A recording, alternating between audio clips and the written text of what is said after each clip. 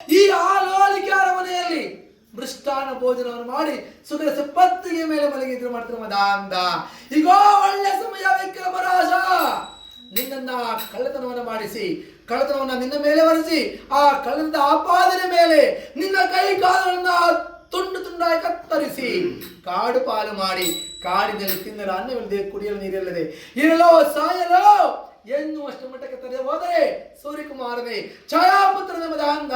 ಈಗೋ ವಿಕ್ರಮ, ಈಗೋ ಒಳ್ಳೆ ಸಮಯ, ನನ್ನ ಒಳ್ಳೆ ಸಮಯ ವಿಕ್ರಮರಾಜ, ನೋಡಿಕೋ ಇನ್ನು ಮುಂದೆ ನಿನ್ನ ಪಾಡಿ ಒಂದು ಮದಾಂಧ ಎಂಬುದಾಗಿ ಭಗವಂತ ಶನಿದೇವರು ವಿಕ್ರಮರಾಜನ ಆಸ್ಥಾನಕ್ಕೆ ಪ್ರತ್ಯಕ್ಷವಾಗಿ ಬಂದು ಹೋಗಿದ್ರಲ್ಲ, ಆ ದೃಶ್ಯವನ್ನ ವಿಕ್ರಮರಾಜ ಕನಸಿನಲ್ಲಿ ಕಾಣ್ತಾ ಇದ್ದಾರಂತೆ. ಯಾವ ರೀತಿಯಾಗಪ್ಪ? ವಿಕ್ರಮರಾಯನು ಕಣ್ತೆರೆದು ನೋಡುತ್ತಿರಲು ಲೋಕದೊಳಗೆಲ್ಲಾದ ಆಶ್ಚರ್ಯವಾಯಿತು. ಚಿರದಂತವು ಆನೆ ಬಂದು ತಾನು ಮುತ್ತಿನ ಸಾಗರದಿಂದ ಕೊಡಕ್ಕೆ ಬಂದು ಒಂದೊಂದು ಮಾತನ್ನು ನುಂಗುತ್ತಾಂತವೋ ಇದು ಎಲ್ಲ ಆಶ್ಚರ್ಯದಾಯ ಕಂಡಾನೋ.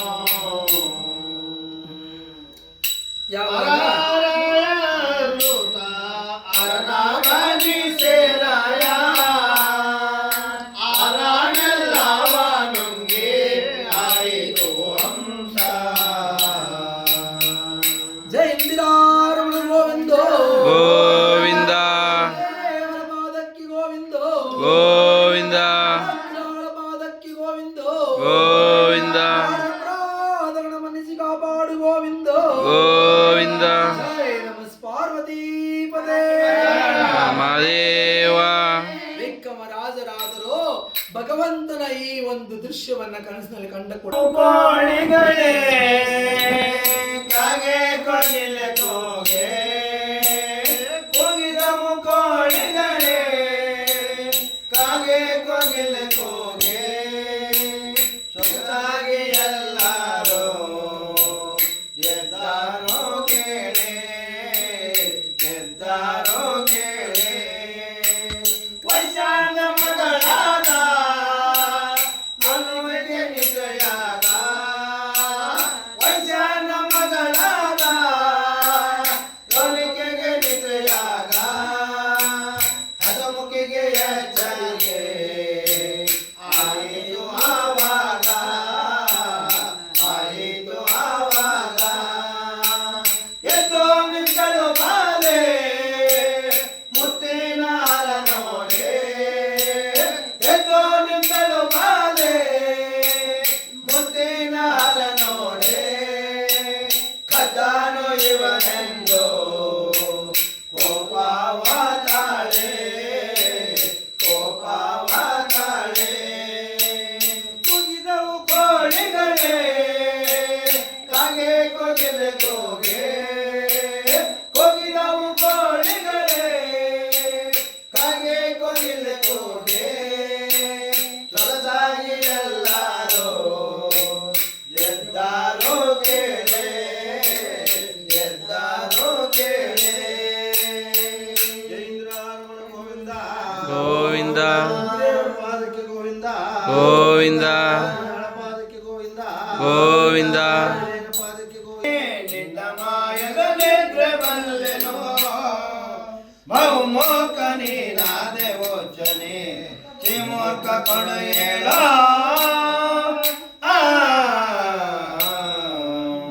ಎಲ್ಲ ಮಾತನ ಮಾಲೆ ಕೊಡು ನೀನು ಬುದ್ಧಿಯೇನ ಕೇಳು ಎಲ್ಲೋ ಹೆಣ್ಣು ನಿನಗೆ ದಕ್ಕಲಾಗದು ಚಿಕಳ್ಳ ಕೊಡು ಹೇಳ.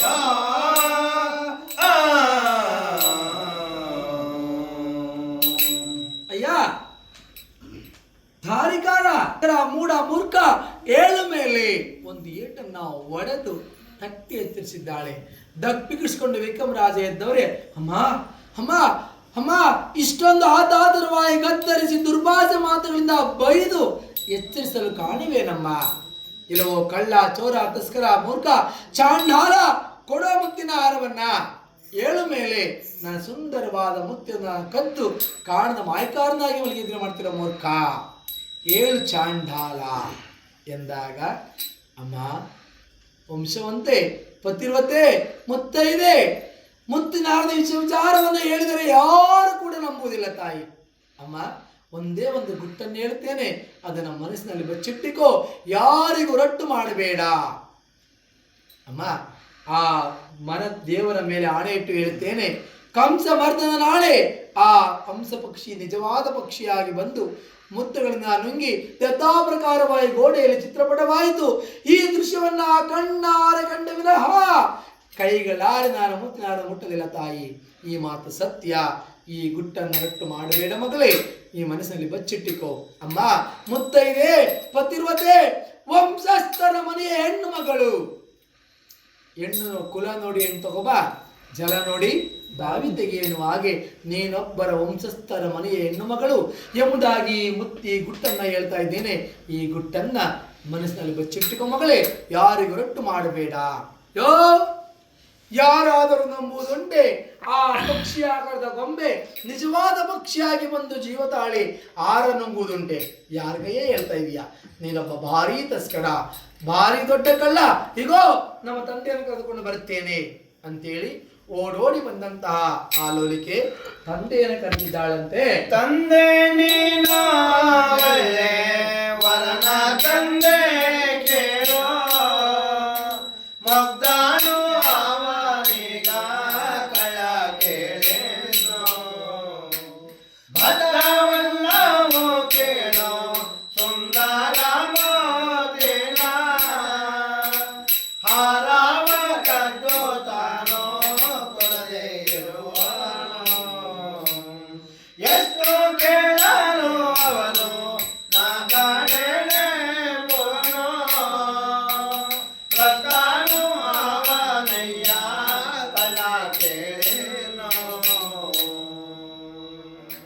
ಅಮ್ಮ ಬೋ ಆಹಾ ಎಂತ ಗಂಡನ್ ಕರ್ಕ ಬಂದ್ಯಪ್ಪ ನೀನು. ಸಿಗನೆ ನಿನಗೆ ಉಪಕಾರ ಮಾಡೆ ಎನಗೆ ಮುಖವನೇನು ಮಾಡಲೋ ಬಹುದೇ ಮಾಡಲೋ ಬಹುದೇ ಮೃಷ್ಟಾಂಗ ಭೋಜನ ನಿಷ್ಠೆಯಿಂದಲೇ ಅಲ್ಲ ಮೃಷ್ಟಾಂಗ ಭೋಜನ ನಿಷ್ಠೆಯಿಂದಲೇ ಅಲ್ಲ ಹಿಟ್ಟುದಕ್ಕೆ ಫಲವೇನೋ ಏಳಯ್ಯ ಎನ್ನೋ ಏಳಯ್ಯ ಎನ್ನೋ ನನ್ನ ಪುನಃ ನಿಮಗೆ ಮನರಸದಿ ಕೋಡೆ ನನ್ನ ಪುತ್ರಿಯು ನಿಮಗೆ ಮನರಸದಿ ಕೋಡೆ ಹೀನ ಗುಣದಿಂದೀಗ ಕಳ್ಳತನ ಮಾಡೆ ಕಳ್ಳತನ ಮಾಡೆ ಹಾಗಬಹುದೇ ನಿಮಗೆ ಸೊಗಸಾಗಿ ಬೇಕೆ ಹಾಗಬಹುದೇ ನಿಮಗೆ ಸೊಗಸಾಗಿ ಬೇಕೆ ಈಗ ನಾಡವ ಕೊಟ್ಟು ನೀವೋಗೆ ಕೊಟ್ಟು ನೀವೋಗೆ ಎನಯ್ಯಗೆ ಸಿಗನೆ ನನಗೆ ಉಂಗರ ಮಾಡೆ ಎನಯ್ಯಗೆ ಸಿಗನೆ ನಿನಗೆ ಉಂಗರ ಮಾಡೆ ನಿನಗೆ ಮೊದವ ನೀನು ಮಾಡಲೋ ಬಹುದೇ ಮಾಡಲೋ ಬಹುದೇ. ಅಯ್ಯ ಎಲ್ಲಿಂದಲೋ ಬಂದ ವಿಕಾರಿ ಅನ್ನ ಹಾಕಿ ಹಾಕುವಂತೆ ಉಂಡು ಮನೆಗೆ ಎರಡು ಬಗೆಯುವಂತೆ ಹೊಪ್ಪು ತಿಂದ ಮನೆಗೆ ಬೆಗೆಯುವಂತೆ ಮಾಡಿದ್ದೀಯಲ್ಲಯ್ಯ. ಮಾಡಬಾರ್ದಾಗಿತ್ತು, ಮಾಡಿದ್ದೀಯ. ಯಾವತ್ತು ಕೂಡ ಅನ್ನ ಹಾಕಿದ ಮನೆಗೆ ಅನ್ನ ಹಾಕಬಾರದು. ನಿಮ್ಗೇನೋ ಪಾಪ ಎಲ್ಲಿಂದಲೋ ಬಂದ ವಿಕಾರಿ ಅಂತೇಳಿ ನಿಮಗೆ ಉಪಚಾರವನ್ನು ಮಾಡಿ ಸ್ನಾನವನ್ನು ಮಾಡಿಸಿ ಹೊಟ್ಟೆ ತುಂಬ ಊಟವನ್ನು ಬಡಿಸಿ ಅದು ಅಲ್ಲದೆ ನನ್ನ ಮಗಳನ್ನ ಕೊಟ್ಟು ಮದುವೆಯನ್ನು ಮಾಡೋಣ ಅಂತೇಳಿ ಯೋಚನೆಯನ್ನು ಮಾಡಿದ್ನಲ್ಲಯ್ಯ. ಯಾಕಯ್ಯ ಇಂಥ ಹೀನ ಕೆಲಸ ಮಾಡಿದ್ದೀಯಾ? ನೋಡು, ಮಾಡಬಾರ್ದಾಗಿತ್ತು. ಮಾಡಿಬಿಟ್ಟಿದ್ದೀರಾ. ಇಗೋ ನನ್ನ ಮಗಳ ಮುತ್ತಾರನ್ನು ಕೊಟ್ಟು ಇಲ್ಲಿಂದ ಹೊರಟು ಹೋಗಪ್ಪ ನೀನು ಎಂದಾಗ ಯಾವ ನಂದೇ ಶೆಟ್ಟಿಯ ಮಾತನಾಡಿದಂತ ವಿಕ್ರಮರಾಜರು, ಸ್ವಾಮಿ ಶೆಟ್ಟರೇ, ಮಗಳ ಮಾತನ್ನ ಕೇಳಿ ಯಾವ ರೀತಿಯ ಕಳ್ಳ ಕಳ್ಳ ಕಳ್ಳ ಕಳ್ಳ ಅಂತೇಳಿ ನನ್ನನ್ನು ಯಾಕೆ ಕೂಡ ದೂಷಣೆ ಮಾಡ್ತಾ ಇದ್ದಾರೆ ಸ್ವಾಮಿ.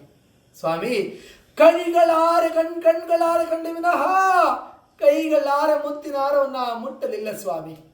ನಂದೇ ಶೆಟ್ಟರೇ, ನನಗೆ ಗ್ರಹಾಚಾರ, ಗ್ರಹಗತಿಗಳು ಕೆಟ್ಟವರಾದ್ದರಿಂದ ಇಂಥ ಅಪವಾದ ನನ್ನ ಮೇಲೆ ಬಂದಿದೆ ವಿನಃ ನಾನು ಮುತ್ತಿನ ಹಾರವನ್ನ ಕದಿಯಲಿಲ್ಲ ರಾಜ ಎಂದಾಗ, ಓಹೋ ಭಾರೀ ತಸ್ಕರ, ಅತಿ ದೊಡ್ಡ ಕಳ್ಳ, ನೀನು ಬರೀ ಬಾಯಿ ಮಾತಿಗೆ ದಕ್ಕುವನಲ್ಲ. ನಿನಗೆ ಎಲ್ಲೋ ಚಾಲಕರವನ್ನ ಹೇಳಿ ಈ ಕಳ್ಳನನ್ನ ಎಳೆದುಕೊಂಡು ಹೋಗಿ ಮನೆಯಿಂದ ಆಚೆ ಹಿತ್ತಲಿನಲ್ಲಿ ಚೆನ್ನಾಗಿ ಬಡಿದು ಹಿಂಸೆಯನ್ನು ಕೊಟ್ಟು ಈ ಕಳ್ಳನಿಂದ ಮುತ್ತನ್ನು ಹೆಚ್ಚಿಕೊಂಡು ಬನ್ನಿ ಅಂತೇಳಿ ನಂದೇ ಶೆಟ್ಟರು ಆಜ್ಞೆಯನ್ನು ಮಾಡಿದ್ದಾರೆ ತನ್ನ ಅರಮನೆಯ ಆಳಿಗಳಿಗೆ.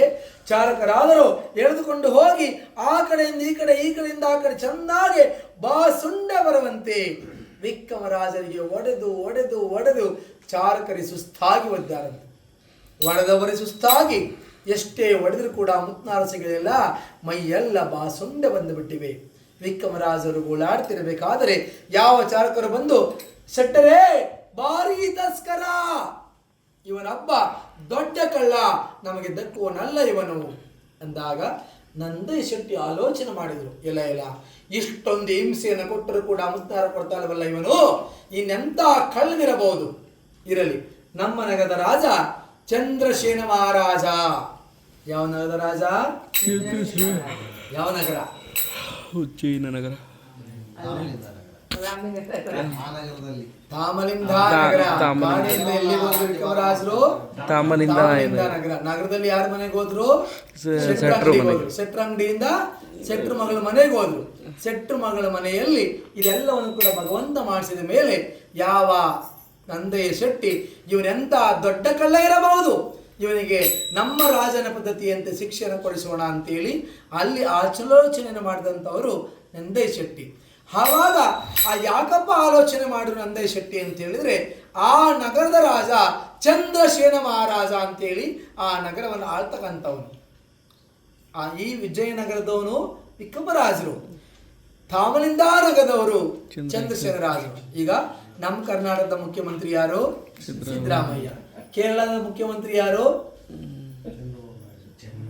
ನಾಯ್ಡು ಬಂದು ತೆಲಂಗಾಣ ಆಂಧ್ರದವರು. ಹಾಗೆ ನಮ್ಮ ರಾಜ್ಯಕ್ಕೆ ಯಾವ ರೀತಿ ಮಂತ್ರಿಗಳಿದ್ದಾರೋ ಹಾಗೆ ಆ ಕಾಲದಲ್ಲಿ ಆಯಾ ನಗರಗಳಿಗೆ ರಾಜ್ಯಗಳಿಗೆ ರಾಜ್ಯಗಳು ಬೇರೆ ಬೇರೆ ಇದ್ರು.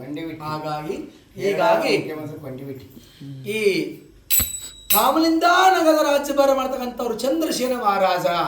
ಅವರ ಪದ್ಧತಿ ಏನಪ್ಪಾ ಅಂತ ಹೇಳಿದ್ರೆ, ಯಾರು ಆ ನಗರದಲ್ಲಿ ಕಳ್ತನ ಮಾಡ್ತಾರೋ ಮೋಸ ಮಾಡ್ತಾರೋ ಅಂತ ಕಳ್ಳ ಕಾಕರಿಗೆ ಕೈ ಕಾಲು ಕತ್ತರಿಸಿ ಹಾಕುವುದೇ ಆ ಊರಿನ ಅಂದ್ರೆ ಆ ನಗರದ ಪದ್ಧತಿ, ಆ ರಾಜನ ಪದ್ಧತಿ.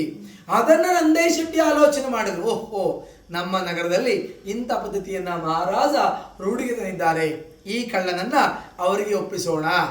ಆ ಮಹಾರಾಜರು ಕೈಗಾಲು ಕಡಿಯುವ ಭಯವನ್ನಾದರೂ ಹುಟ್ಟಿಸಿ ಇವರಿಂದ ನನ್ನ ಮಗಳ ಮುತ್ತಾರು ಈಸ್ಕೊಡ್ತಾರೇನೋ ಅಂತೇಳಿ ನಂದೇ ಶೆಟ್ಟಿ ಆಲೋಚನೆಯನ್ನು ಮಾಡಿ ಬಂದಿದ್ದಾರಂತೆ ಅರಮನೆಗೆ. ಚಂದ್ರಸೇನರಾಜರೇ ನಮೋ ನಮೋ. ಏನೇ ಶೆಟ್ಟರೇ, ಸ್ವಾಮಿ ಮಹಾರಾಜ ಯಾರೊಬ್ಬ ವಿಕಾರಿಯಾಗಿ ನನ್ನ ಅರಮನೆಗೆ ನನ್ನ ಮನೆಗೆ ಬಂದರು. ಅವರಿಗೆ ಉಪಚಾರವನ್ನು ಮಾಡಿ ಅನ್ನವನ್ನು ಹಾಕಿ ಅವರಿಗೆ ಮಲಗುವಂತೆ ಮನೆಯಲ್ಲಿ ಜಾಗವನ್ನು ಕೊಟ್ಟಿದ್ದೆ ಸ್ವಾಮಿ. ಅದು ಅಲ್ಲದೆ ಅವರನ್ನು ನೋಡಿ ನನ್ನ ಮನಸ್ಸೋತು ಮಗಳನ್ನು ಕೊಟ್ಟು ಮದುವೆಯನ್ನು ಮಾಡೋಣ ಅಂತೇಳಿ ಆಲೋಚನೆಯನ್ನು ಮಾಡಿದ್ದೆ. ಮಹಾರಾಜ ಒಂದೇ ರಾತ್ರಿ ನನ್ನ ಮಗಳ ಸುಂದರವಾದ ಮುತ್ತನ್ನು ಕದ್ದು ಬಿಟ್ಟಿದ್ದಾನೆ. ಮುತ್ತಿನಾರ ಕದ್ದು ನಾನು ಕದಿಲಿಲ್ಲ ಅಂತೇಳಿ ಹಠವನ್ನು ಮಾಡ್ತಾ ಇದ್ದಾನೆ. ನೀವಾದರೂ ಕೂಡ ಆ ಕಳ್ಳನಿಂದ ಮುತ್ತನ್ನು ಈಸ್ಕೊಡ್ಬೇಕು ಮಹಾರಾಜ ಅಂತೇಳಿ ನಂದೇ ಶೆಟ್ರು ಯಾರನ್ನ ಕೇಳ್ಕೊಂಡ್ರು? ಚಂದ್ರಸೇನ ಮಹಾರಾಜನ್ನ ಕೇಳ್ಕೊಂಡ್ರು. ಆಗ ಚಂದ್ರಸೇನ ಮಹಾರಾಜ, ಅಯ್ಯ ದೂತರ ಬನ್ನಿ, ಶೆಟ್ರ ಮನೆಯಲ್ಲಿ ಯಾರೊಬ್ಬ ಕಳ್ಳ ಇದ್ದಾನಂತೆ, ಹೋಗಿ ನನ್ನ ಅರಮನೆಗೆ ಎಳೆದುಕೊಂಡು ಬನ್ನಿ ಅಂತೇಳಿ ಅರಮನೆಯ ದೂತರನ್ನ ಕಳಿಸಿಕೊಟ್ಟಿದ್ದಾರೆ. ಅರಮನೆಯ ದೂತರು ಅಂದ್ರೆ ಅರಮನೆಯ ಆಳುಗಳು ಶೆಟ್ಟರ ಮನೆಯಿಂದ ವಿಕ್ರಮರಾಜರನ್ನ ದಾರಿಯಲ್ಲಿ ದರ ದರ ದರ ಅಂತೇಳಿ ನಾಯಿಯಂತೆ ಎಳೆದುಕೊಂಡು ಒಡೆದು ಬಡೆದು ಹಿಂಸೆಯನ್ನು ಕೊಟ್ಟು ಕರ್ಕೊಂಡು ಬರ್ತಾ ಇದ್ದಾರೆ. ದುತರೋ ಬಾಳರೋ ಪ್ರೀತಿಯ ಪಡೆಸುತ್ತ ಖ್ಯಾತಿಯ ಮಾಡುತ್ತಾ ಕೊಡುತ್ತಾ ಇರುತ್ತ ನಾನಾ ಬಗೆಯ ಹಿಂಸೆ ಕೊಡುತ್ತಾ ದೂತರಲ್ಲ ಈ ನಾನ ನಡಿಯನ್ನು ಬಲೆಪಡಿಸುತ್ತ. ಯಾವಾಗ ಚಂದ್ರಶೇಖರಾಜನ ಅರಮನೆಯ ದೂತರು